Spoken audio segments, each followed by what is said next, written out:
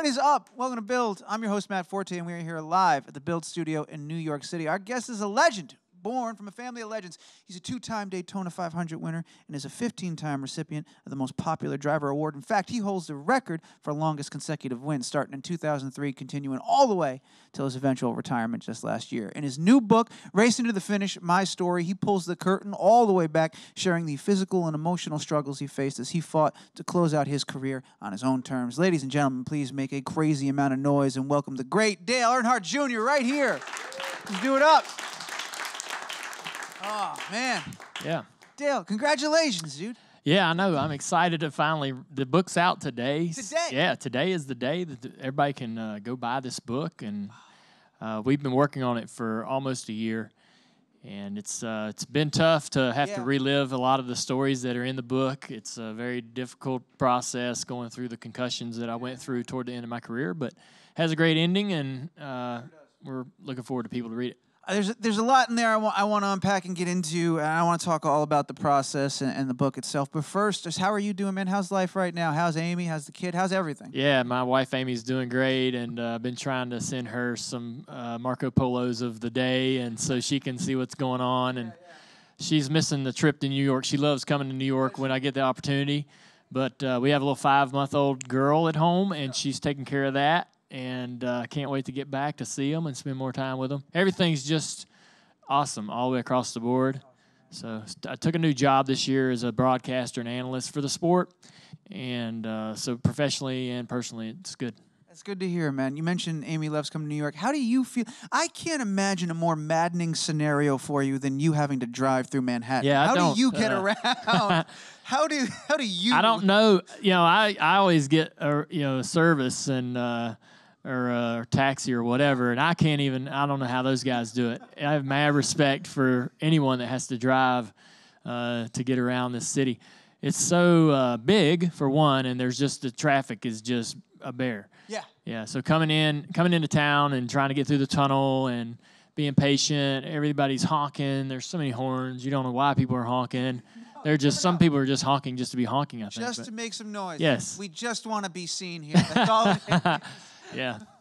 Well, however you did it, whatever you had to go through, I'm grateful you're here, and this book is here, and I'm very excited for you, man. You know, you talking about today is the day. Have you seen like a stack of them yet? Like, have you gone to a store and seen it? Is it real yet? Yeah. I've had some books in my hand, and we've been keeping the track of how many we're selling today and how we're doing on Amazon and so forth, and it's doing great. I just really can't wait till. We start getting the feedback on social media. People tweet me directly about reading it. They're already doing that now.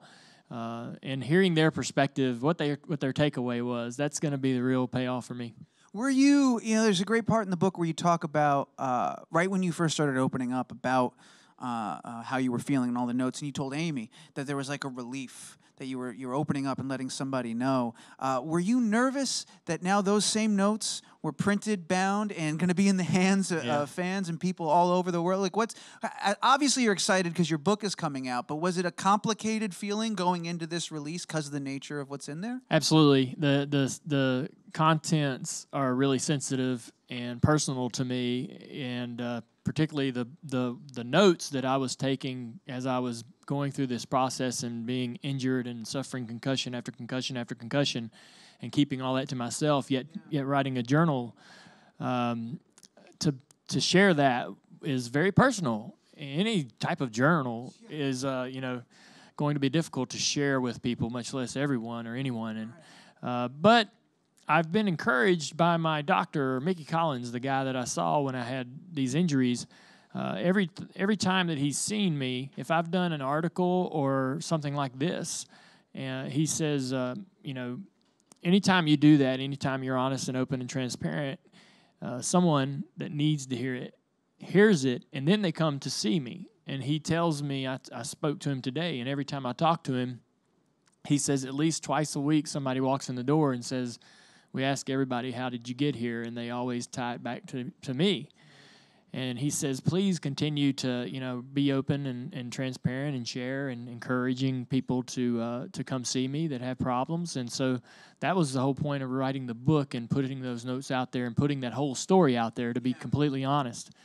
And people that have had injuries or are having problems will read it and immediately connect to the description of the symptoms, the note taking, all those things. They'll immediately connect to that and know this guy's telling the truth. He's not, sugarcoating it, and hopefully that will give them, some ability to trust what they're reading. Mickey's also sort of intertwined into the book at times, which is great. When I was starting to write the book, I was basically like Mickey to me. He's helped me twice, give me my life back, so I owe this guy everything. Right here, I just do anything for this man, right? And I always tell him, like, whatever you're doing, if you need me to come talk at seminars or sit with you and do Q&As, whatever it is, talk to people, show whatever I can do to help raise awareness, call me, tell me, I'll be there in a minute. And so when I'm writing this book, I'm nervous, really more nervous to show it to him than anyone, because he's my doctor, and so I was wanting him to read the copy and approve it, like, yes, this is good. And I'm proud of it, or I'm happy you're doing it. And instead, he's like, I love it. I think it's the greatest thing you've ever done.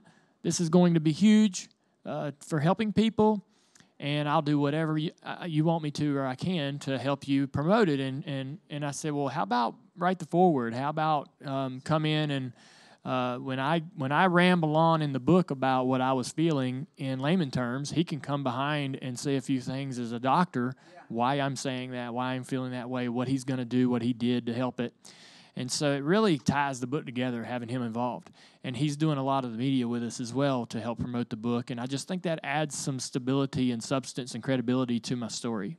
100% it does. And you read about what an amazing dude, and the work that you guys have done together and what he's been able to do, and his positive attitude of just like knowing and being, but not even just positive, but a straight shooter of like, this is where you're at, this is where we're trying to get, and we're going to get you there, right?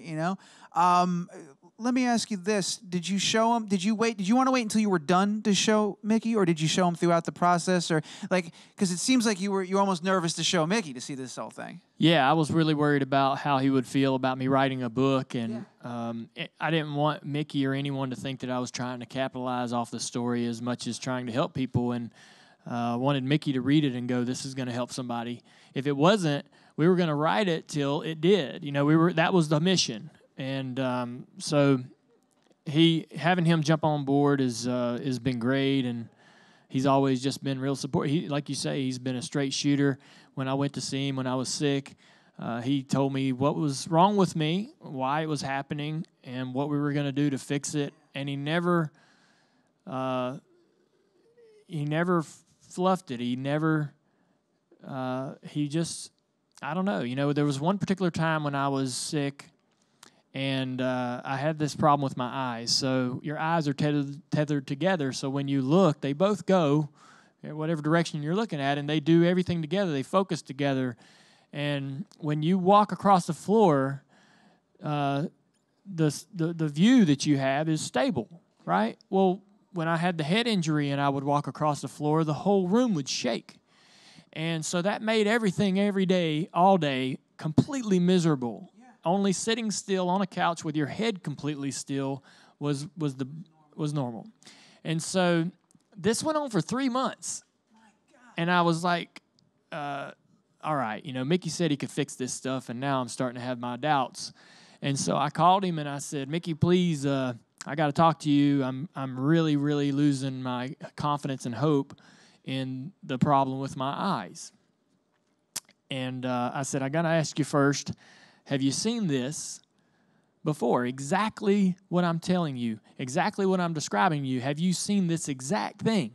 Because there's so many different symptoms and issues when it comes to concussions. They're all like snowflakes.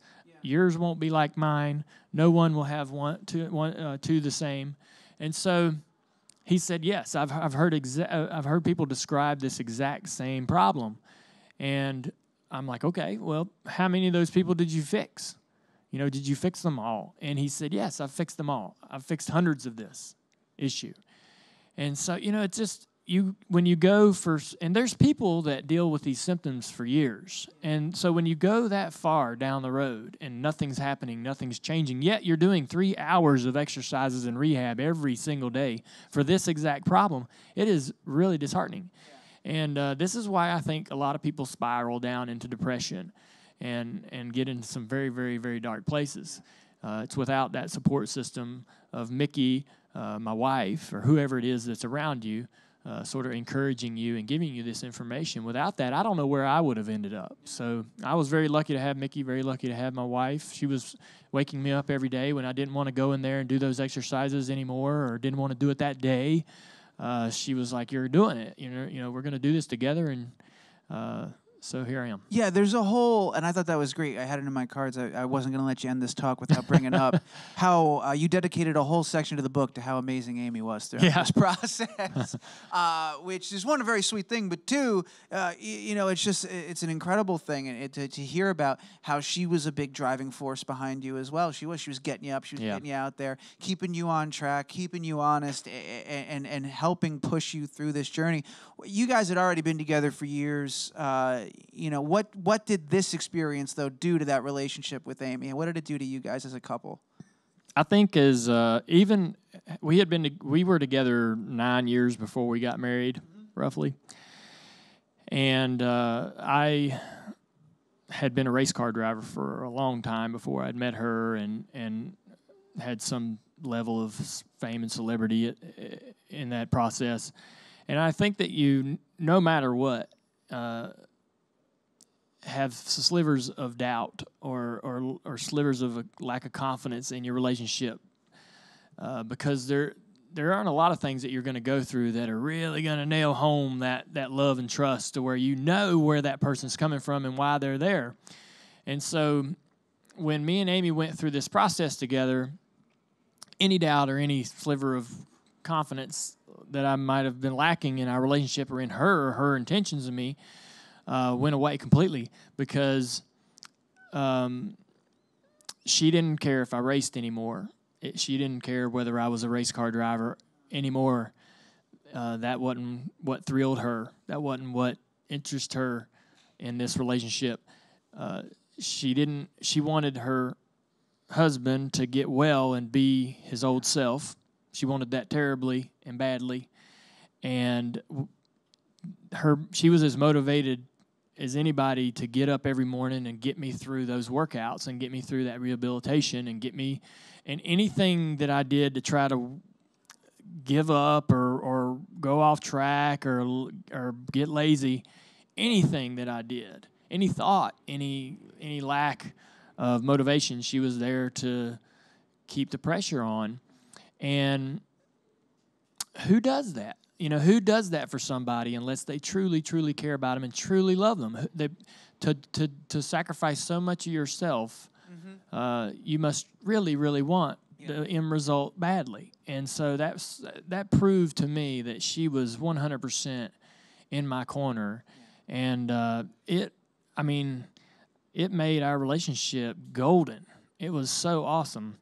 I was going through all the rehabilitation and problems in the fall and winter of 2016, and I got married on New Year's that year. And I told Mickey, my doctor, I said, listen, I got to be clear and healthy for my wedding. Yeah. I got to. So we got to do the work, and we got to give me whatever I need to do to get well for that, because I want to go through that with a clear mind and remember it for the rest of my life. Be aware and in the moment. When you have a concussion and the symptoms that I was dealing with, it was hard to be in the moment in anything. And he made it happen, man. And when we got married, I thought, wow, this is the greatest day of my life. Then we had our child, and that was the greatest day. But it really transformed our relationship. That's pretty amazing. Was Mickey at the wedding? Mickey was at the wedding, of course. Fantastic, of course. Yeah. It's awesome. We've talked, I keep getting the signal, we're going to go to audience questions in a second, but I also can't move forward without talking about Ryan McGee, and you guys working together on this book. What was that process like? How did it start? How did you guys get paired up together and all that? I've known Ryan for a long time. He's covered NASCAR for multiple years, and so I had seen this guy. And if in sports, in our sport, we have a lot of the same writers and journalists for decades, really, covering the sports. You get to know these guys in the media center by a first-name basis, and you become really good friends with several of them. And he was one of the guys that I trusted. And when we were thinking about who we were going to write this book with, obviously with the contents, I needed to be able to trust that person with these contents. They were going to be very sensitive. And, I wanted it to be someone who I was friends with because I was going to be around them for hours and hours and hours. We'd spend 4 hours just talking. And then he'd run home and write some stuff, and then we'd get back together and we'd read through it and go over it and make sure it was exactly the way it was. And so we spent time together for about 3 months. We were together constantly around each other, and you got to be able to have a good relationship to do that. And I told him when we first sat down for our first lunch, he said, "All right, man, how are we gonna write this book?" And I airdropped him the notes that I had kept, and and I said, I got to take a phone call, take a look at these notes. I got up and left, and then when I came back, he was like, "These notes, this is it. This is the book." So he got on board to write the book before he had even seen the notes and knew, wow, that's amazing. Yep. So you knew he was really in it. That's pretty cool, man. That means he was in it 100%. He was. Yeah. Because it's very easy to look at those notes alone and go, "This is very." He compelling. He says that in his own words that he was terrified on how he was going to write it till we got the notes, and he's like, "This is the book right here," because he was worried about how we were really going to have to do, or he was really going to have to do a ton of work to timeline on this whole thing together from 2012, pretty much every single week. What happened, the crashes that I went through. All the articles that I wrote or talked about the concussions and the symptoms and so forth. And then, there was just so much. But this spelled it out for him, and it made it really easy. You guys did a phenomenal job. I was saying this in the green room that you really do. It's almost cinematic. You get to feel like we're in the car with you and know your process and what you were thinking, truly thinking in those moments, and it's pretty amazing. You mentioned up at the top that, and I've read you talk about this before, that it's naturally tough to have to go back and relive some of these traumatic moments and all that. Have you found, even though it's been tough, that revisiting them, looking at them with maybe a slightly fresh perspective, has it helped you process any of it and feel a little bit better about it? Or yeah. I didn't even think about it till you asked that question, but it has sort of rested some of the uneasiness I had with it by going over the process again, and also being more transparent with my family. People that did not know anything about all this stuff. Really, my sister, when she read the book, she's reading those notes for the first time. She's reading about all these things going on with me for the first time. And so, yeah. Pissed? She was very angry. Yeah. Why didn't you talk to me? Why didn't you tell me? Yeah. A lot of people that read the book say that their first reaction is anger because of the ignorance that me just trying to race through all these problems and trying to handle it myself was a huge mistake. And I made my resulting, concussion issues much worse by doing that, and it's just something that I'm hoping that people will read and not make that same mistake. So, but it's been good to sort of go through this process. I'm just looking forward. It's finally done. It's out. Yeah. No more waiting around. Long wait trying to get this thing out in everybody's hands, and I'm glad it's here. That's what I often hear when we have authors come in, and they're like, "Man, this took a while." Not everybody thinks taking a book it takes a long time. Writing a book takes a long time, but after the book's done, it takes a while before people can actually hold it and read it and start talking about it and stuff. Yeah, we wrote the book for 3 months, and then there was this 3-month period of sort of getting the book put together. Pictures and the binding and the cover. Picking the cover was freaking I didn't know picking the cover was going to be that hard, but there's so many people's input and involvement. And we went back and forth between a lot of different options, and there's a lot going on with writing a book. It is a fun experience. I've done a book before, so I kind of knew a little bit about what we were getting involved in, but this one's certainly very meaningful to me, and I'm excited. Well, like I said, man, I blasted through this thing cover to cover. It was so good, and it really. the openness that you present here, and you put it all on the table, and it really is an amazing story. We're going to go to audience in just a second, but of course, just reminding people, Racing to the Finish, my story. It's out there today. You got to get yourself a copy and read this thing. Oh, is there an audiobook? Did you do audiobook for I did, and Did you read it? I read the first and last chapter. So no way. Yeah, that's pretty cool. So you can get out there, you can listen to it, you can buy it and read it as well. Before we turn over the audience, last thing, last month, you jumped back in the track, man, for a little bit. You came out of retirement. What made you get back in the car, and how did it feel coming back after a little bit? It felt great. What made me get back in the car, basically, when I announced my retirement, I had outstanding contracts with a partner, and so that race was already on the calendar. So that was a foregone conclusion. Exactly. Even though you were going to be coming back. Yeah, exactly. Did that make it a little easier for you to say you were retiring, knowing, all right, well, I still got a couple? Yeah, might be out there one more time. It made it easier for me to say goodbye, knowing that I would be out there one more time next year. And I'm going to run another race next year, too. So, okay, cool. And it's fun to go out there and compete, and I love racing, and I just don't want to put my body through what it takes to race full-time every single week. Right. And so I still get to go out there and have fun, get a little scratch the itch, so to speak. Yeah, exactly. Do one once in a while. Well, that's awesome, man. I'm happy to hear all of that. All right, let's do it up. We got microphones in the room. First question looks like it's going to be right here in the front. Hi, Dale. How are you? Good. Longtime fan. My question is, now that you're on the broadcasting side, if you could interview any athlete outside of racing, who would it be and why? Wow, I don't know. You'd probably, some big names would pop up, like Tiger Woods or LeBron James would be a guy I'd like to interview. I admire LeBron and individuals like him because of how he grows his brand.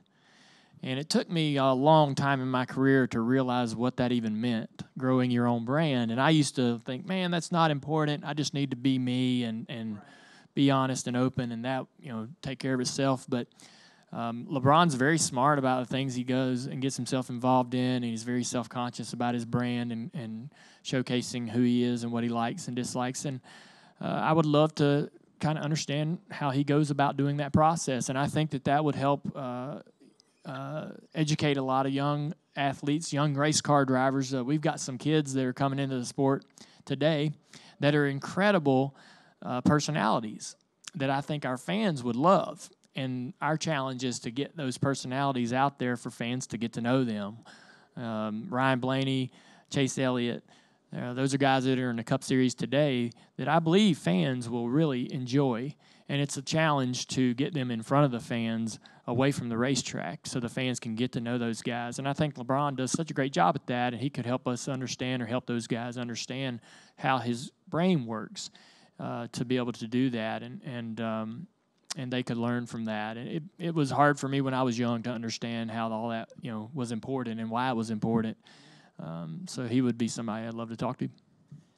We're going to get the other ones in a second, but I got a follow-up there. After everything you've been through and the experience you've had and the journey with Mickey and all that, how has that influenced how you see other sports that you watch that may have inherent risks as well? Yeah, I did have a lot of I did struggle with that. I was a huge boxing fan for most of my life and still am today. And obviously it's a difficult sport where you get punched in the head. And so those are the rules. Yes. And I don't want to discourage anyone from doing anything that they want to do, whether it's football, racing, boxing.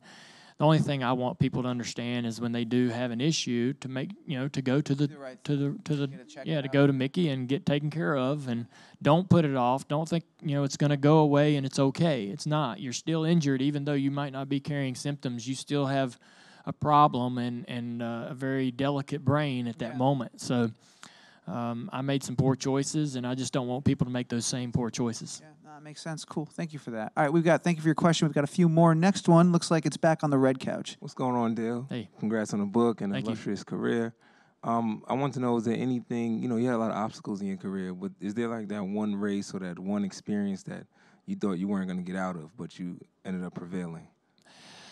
Well, I think the worst crash that I had, so there was a wreck in 2012 at Kansas. I was at a test running by myself on like a Tuesday, and it's not a race or anything like that. There was a couple other cars there testing as well, and we're out there practicing. Yeah.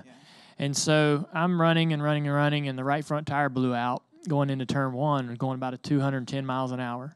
And so I had no more control over the car, and it's just going to go straight up into the wall. And there's a couple seconds where you're getting ready to hit that wall that you get to think about it. And I was really fearful that I wasn't going to survive the crash unscathed. I didn't think it was going to kill me. I didn't think I was getting ready to die. But I knew that this was going to be pretty violent and that I was likely to be injured. And that was really frightening. And I hit the wall and never knocked me out. Bounced along the wall for like 300, 400 yards, came to a stop, looked around, everything's still working, no broken bones or arms or anything. And I climbed out of the car, and I felt for the most part, I didn't feel any issues with my head. I didn't feel a concussion. And then 5 minutes later, it came. I was down in the garage. I'd already made it back to the garage where the team was and the hauler and all that was. And I started feeling like somebody hit me upside the head with a baseball bat. I was in shell shock, in a daze. I just glassed over and in a bad place and getting very nauseous, more and more nauseous. And like I just want to lay down flat somewhere, anywhere, to quit the nauseousness because it was coming on super strong. I'd never felt any of that stuff before in my life. So that's probably the scariest I've ever been in racing. And, that was the beginning of this whole process for me, is going through those concussions. And this was way back in 2012. And that's kind of where the book begins with this story. Thank you for that question and for that story. We've got time for that. One more. We're going to do one more right here in the front. Hey, Dale, how you doing? Good. You brought up this year's Xfinity race earlier. Any thoughts on where you might be running next year's? And also, you mentioned Ryan and Chase. What are your thoughts on who could take over most popular driver this year? Oh, dang. Oh. I think Chase is definitely going to win the most popular driver. He has the lineage and the heritage with his last name, and his father was an excellent champion and very popular in his own right. He won the popular award many, many times. He has the record over me by 1 year at 16. So, and Chase is a great person. I think for me personally, I'm a fan of the sport first and foremost, and when I look at drivers, I want them to be great on the track, but I also want to like the person they are. And I think Chase is just a tremendous person. So, and I look forward to congratulating him if he should win it. I hope to run Darlington next year. I think Darlington's our throwback weekend, and it's a lot of fun. You have all these guys come out with these old paint schemes, and the whole sport sort of transforms itself back in time. It's our retro weekend, our throwback weekend, and everybody really gets involved, and it's a lot of fun seeing the ideas that people come up with, and I would love to do that one more time. So that's that's where I'm focusing, trying to get my partner that Hellman's Mayonnaise is a sponsor for that race, and trying to get them involved in wanting to be part of the throwback weekend. Is what I'm doing right now. So if they'll check the box and say yes, they want to do it on Darlington weekend, then we're there. It's pretty awesome. Hey, thanks for your question. Thanks for all your questions and for being an amazing audience. We're going to wrap things up because we're just out of time. But I'll remind everybody one last time, Racing to the Finish. My story is available today wherever books are sold, and you can get the audiobook version as well. Dale, anything else you want to tell everybody before we get out of here? Tell them where they can find Mickey, things of that nature. Yeah, Mickey's at the University of Pittsburgh Medical Center. And if you need to talk to somebody, about some issues you're having and you believe it may be tied to a concussion, Mickey can help and give you the treatment you need. If you know someone who's frustrated and suffering and can't figure out how to get help or where to get help, or they're not getting the help they need from their current doctor, connect them to Mickey. He sees all walks of life, not just athletes, not just Pittsburgh Steelers and Penguins and race car drivers. He sees people from all over the country, all over the world that have been injured on the job, at home, and he fixes them, man. And he's just an incredible guy. And I hope that he starts seeing patients tomorrow that heard about this book or either watched this show. And go in there to see him. I think it's a matter of time. Everybody, please join me one more time. Crazy amount of noise. An appropriate thank you for the great Dale Earnhardt Jr. Everybody, Thank you, guys. Appreciate it. Thank you.